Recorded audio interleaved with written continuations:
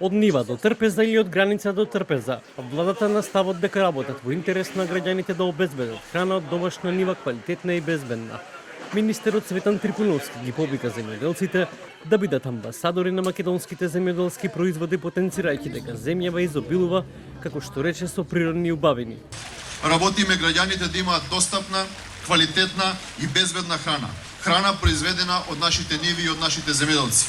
Мерките кои што ги спроведе Министерството во изминатите месеци навистина покажуваат резултати дека се движиме во вистинска насока во делот на зголемување на нашето производство и нашите производи.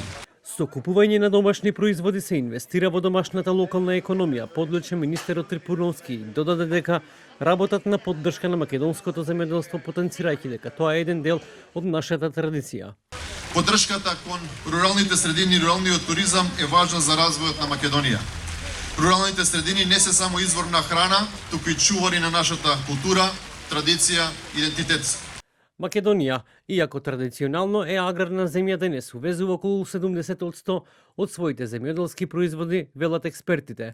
Македонија станува исклучително зависна од увезена храна, или за 10 години увозот се зголемил на фрапантен 88%, ако во 90-тите сме имале 660.000 хектари обработливо земјиште. Сега тоа е помалку од 500.000. Според статистичките податоци, годишно како држава трошиме стотици милиони евра за увоз на странски земјоделски производи.